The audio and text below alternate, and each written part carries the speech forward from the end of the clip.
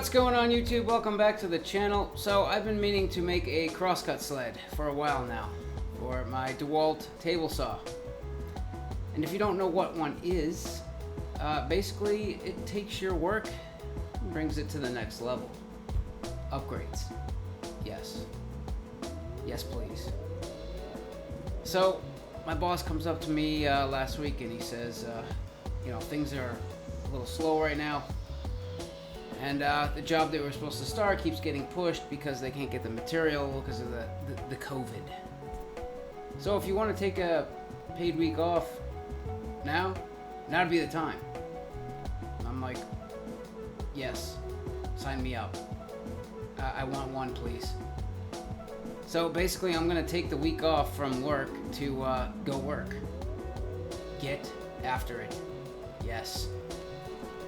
So I took on a laundry built-in, which is going to be, I'm going to try to do a video on it because it's going to be epic. Like, hands down. It's going to be probably the nicest thing you ever seen. Maybe, maybe not. I don't know. But anyways, I have a few cabinetry type jobs coming up, and crosscut sled is necessary. And you're going to want one too when you see it. Yeah, you will. So let's go make one. Alright, so for this crosscut sled, I'm using MDF. The last one I made was out of plywood, and because I stored it up on its side. It didn't stay straight, so I threw it away, and it wasn't for this saw anyway. So I have two pieces ripped here at 4 inches. We're going to glue, clamp, and tack these together. This will be the back rail. And then I have two more pieces. One of them is cut at 2 3/4. The other one is cut at 3 1/4. And this is going to be the front fence. And the reason for the drop is so I can put some T-track on the front fence, and I can have stuff like this, sliding stops, hold down jigs, whatever. This thing is nice for repetitive cuts. If you need to make a bunch of cuts all the same size, you just set it and just blast them out. The front fence has to stay absolutely straight. So I'm going to use this piece of metal. I know it's a little short, but use what you have. So that stays straight when it dries. And these are the, I think they're called UMH or something, I don't know. It's like really slippery, hard plastic. And it fits right into your miter track or your saw track. So these fit in nice and snug, like straight from Amazon. But if it is a little loose, I found a trick. You can actually, if you just over tighten the screw that you use to hold it to the bottom of the sled, if you over tighten the screw, it kind of bellies out the sides a little bit and it will snug it up. So the first thing I'm going to do is start getting, get all of these things glued, clamped, and then we're gonna lay these into the tracks like that, and we'll actually use the table saw's fence to hold this thing square to the table. We'll slap some glue down on these, probably put some painter's tape so we don't get any glue on the tabletop.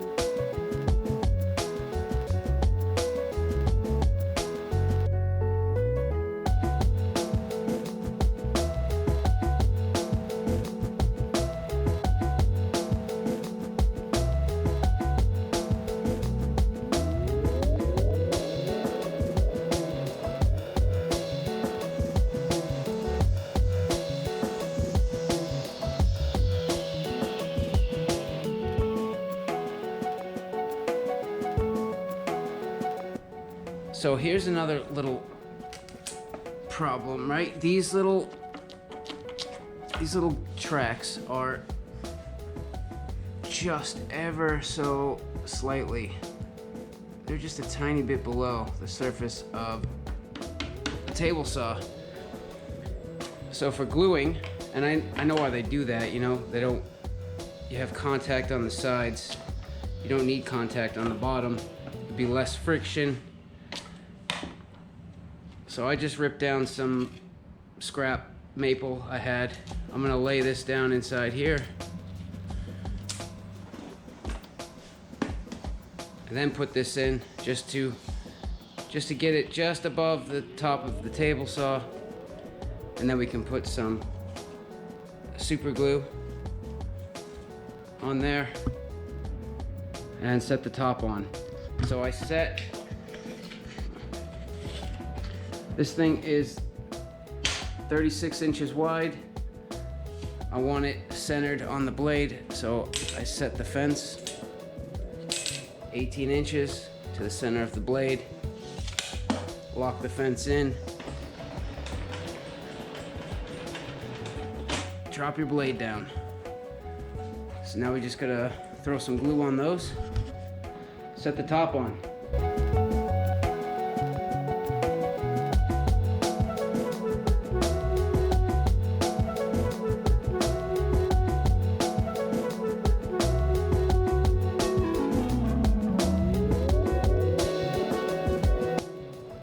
All right, so as you saw, you know, I pushed the sled so it's as close to the edge of the table saw as possible. And then I just used a pin because at the ends here, these tend to want to flop down and not stick. So I just, a couple of pins, came to the front, pushed it back a little bit so that we're close to the table here, angled up, got some pins just to hold that up. And I keep checking it, I keep sliding it forward, backwards, because I'm nervous that super glue is gonna get, this thing's gonna be stuck to the table. That would be horrible. Uh-oh. Oh. Oh.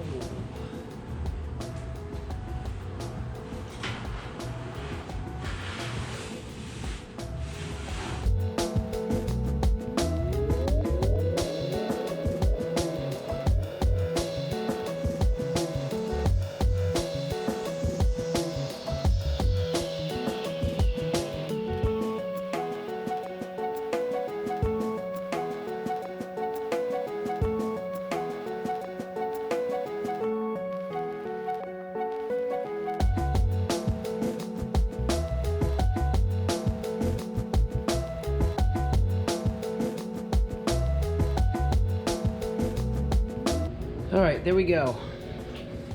It's all screwed on. I actually went across and I threw a bunch more pins in on an angle, just like, you know, so there's a little more support in these areas. It's probably unnecessary, but I go a little overboard sometimes. I also docked these corners with a chisel, just knock them down so that when you're trying to get the thing started, that's the biggest problem. Sometimes it's just getting it in those tracks. So I docked those, that's all set to go.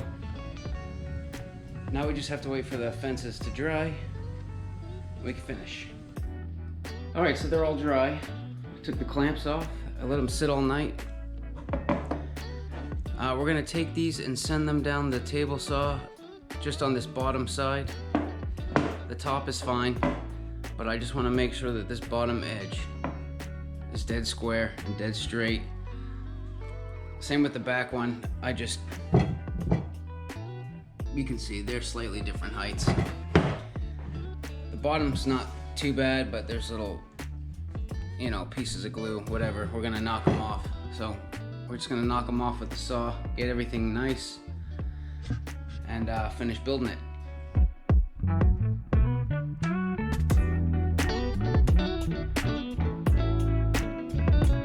So if you don't know, MDF is really heavy. but it's super stable, and that's why I'm using it. So to try to cut down on weight, I took 4 inches off each end of the back fence. This isn't like the only thing this is here for, is to hold these two halves together, and it's a support rail. The front one, I just kind of nipped the corners and I really cut them on the back just to try to get rid of as much weight as possible, and so there's no sharp corners, so that when you're grabbing this and you're picking it up, you know, those sharp points aren't bashing you in the leg. So we're gonna throw the sled on the table saw, lower the blade first, obviously, and we'll turn the saw on and slowly raise the blade through the middle of this table. Then you need to grab a square that you trust, and this is probably the most important part. If you don't get this part right, you know, it was a complete waste of time, really. So I have a Milwaukee framing square, the red one. I'm sure you guys know. It's a little thicker than the Irwin. I had the Irwin one first, and one day I was just kind of bored, so I was checking them. I was comparing them to each other, and I happened to notice that they didn't line up. One of them was off. I don't know which, because I haven't checked it, but obviously framing squares don't need to be that accurate. It's framing, you know? So I've been starting to buy these mechanist squares. I got this one first, and I really liked it for just small things. Checking the edge of a board, dovetails, you know, little things. Pretty cool. So I grabbed a 4 and a 12. And I really want a 9-inch. Well, who doesn't want a 9-inch? But anyways, the 9-inch one is not available online. It says it's coming soon, but these things say right on it, squareness 0.00063 inches. Cool. And then I actually, you know, compared all these together, checking the outside face, the inside face, and they're all like dead nuts. So I trust that.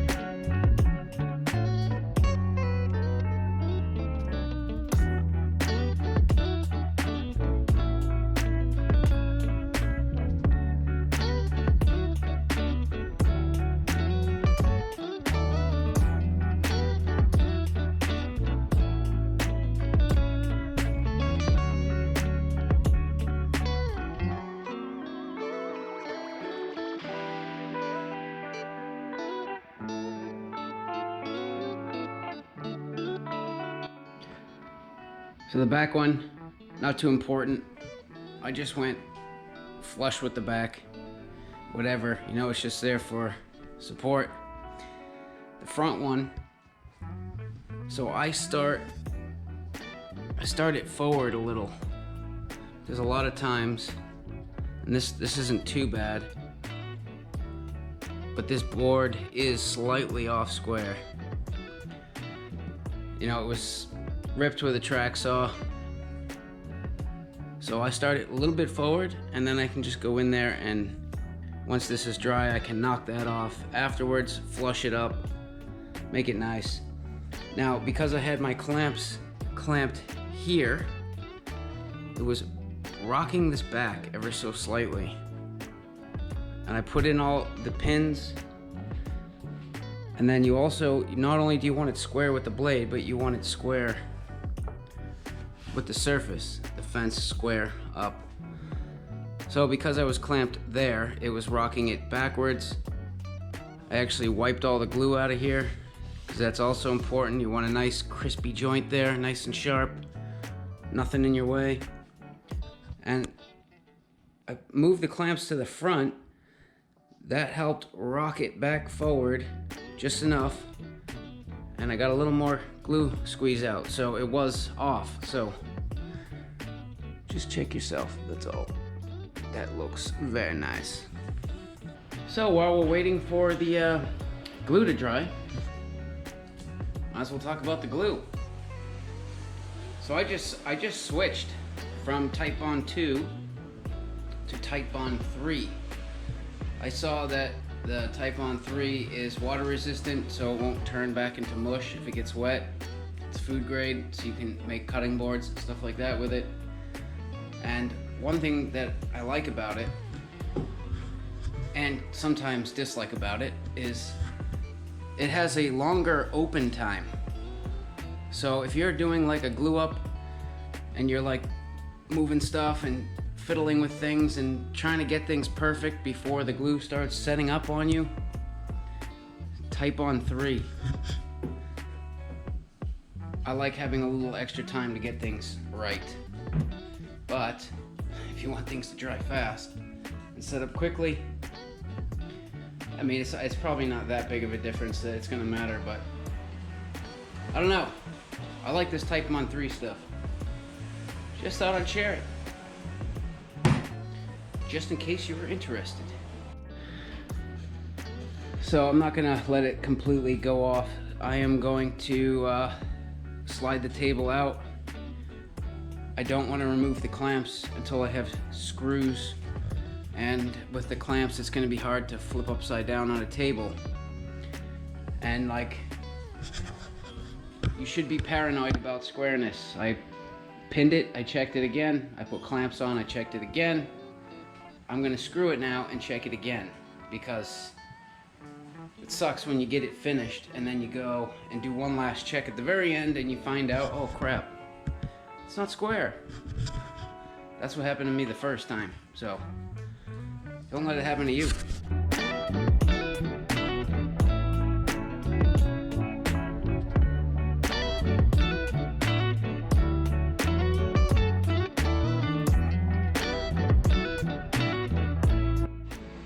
And there we go.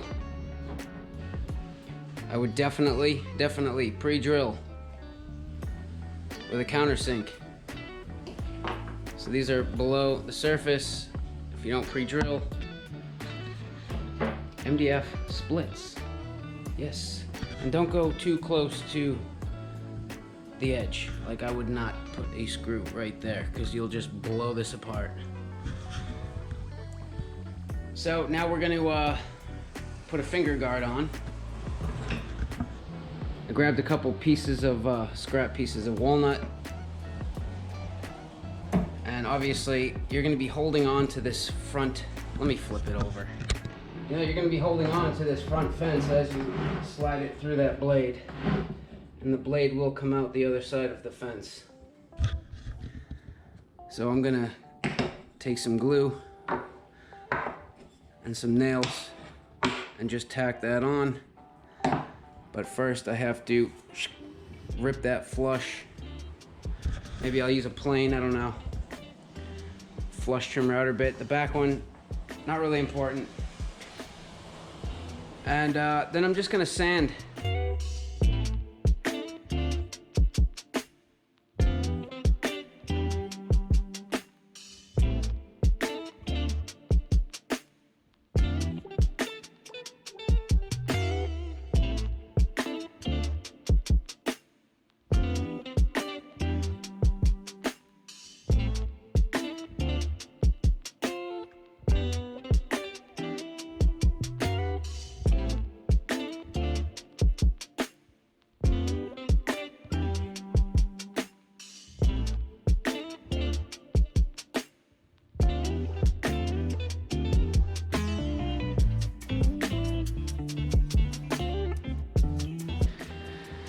Alrighty, it's done. Finger protection, check. T-tracks, Check. Flip stop. This thing's nice for repetitive cuts. You can just slide it up and down, set it, lock it in place. So, why would you want one of these? That's a good question. I'm going to show you. So if you do any kind of dovetails, you're going to want a nice square side on both sides, so that when you put the joint together, it doesn't twist or rack the drawer. It cuts way more accurately than that does. And I'll show you another example where this really comes in handy. So this is a little job that I got. Oh, you're not even looking at me. There you are. So this is a little job I got. Let's just pretend for a minute that this is a cabinet door. This was a trash bin holder, and this is how it went. The bin holder was at the top. The bins were tiny, and when they slid it out, they couldn't get the back bin out. So they wanted me to drop it down to the bottom, and they wanted me to get the biggest bins that I could find that would fit in their cabinet. So I did that. And the drawer face, or the door, was Doug fir. So I found some Doug fir. This is the new one. It's upside down, but there's the separator between the two bins. A little dado, and I'm gonna slide that drawer bottom into this dado. And then I'm gonna Craig the back panel on. Little stamp. But here's the issue. I rip this down. This edge is parallel with this. These are parallel. I put my square on this and check to see if this edge was square to this one. It's not. And this one's square to this one. No, it's also not square.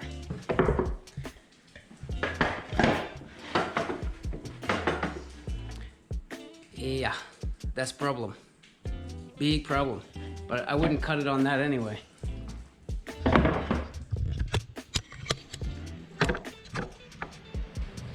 Crosscut sled. Slam that in. Now you can send this across the table saw. The workpiece is supported. You have control over it. You feed it through, and it cuts clean. No saw marks. You can usually get away with no saw marks, not like the miter saw. This bring your carpentry to the next levels. So I would show you me making a few cuts with it, but it's tacky. It's just a little too sticky. So I'm gonna let it sit overnight, blast it with 220 in the morning, make sure everything's smooth, especially the bottom.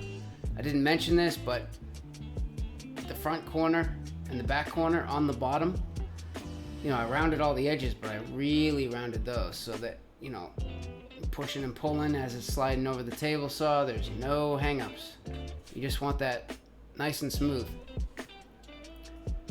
These things are so nice, you'll wonder how you got through life without one of these after you use one and see, how nice they are. And it's such a simple idea. You know what I mean? And you can buy them pre-made, but you're gonna spend a lot of money. I just waited until I had some scrap laying around of something. I was hoping for MDF, and I was holding out, and then all of a sudden, baseboard heater job came up, all out of MDF. I was like, score. So I didn't have to really buy anything. My boss did. The only thing I bought was the tracks and the T-track on the top and the little stop. Otherwise it's going to be thrown out anyway, so. But MDF I think is the best thing to use here for these. It's stable, it doesn't want to twist and warp. But I put the coat of finish on just because it's in a basement, you know. It's kind of humid down there. I don't want it to suck in water. I don't want it to blow up. I want to keep it like that. Nice and straight. And you could do so much with these. Like, if you're worried about tear out, or if you're trying, like, say you're trying to cut a finished item, right? So if you took say a cabinet door that's already painted, it's got fresh paint on it, whatever, and you need to cut a little off the bottom of the door or a little off the top of the door, or whatever it is you're cutting that's painted. If you slide a painted item over the table saw, when you lift it up, you just scratched all the paint. But the sled, you place it down on the sled and you slide the entire sled. It makes a nice clean square cut. You pull it up and the paint is still fine. And if you're worried about tear out, you can put a block in front of it. You got the fence, behind it. You got the fence in front of it, and then you have support under it. So, like, the chances for blowout are none, really. So if you want to see me using it, keep your eye out for the laundry built-in videos. They're going to be coming very soon, because that's kind of what I needed this for. And I'm going to be using it a lot. And you'll get to see some of the things we make with this sled. So make sure you subscribe if you haven't already. Give the video a thumbs up, and I'll see you next time.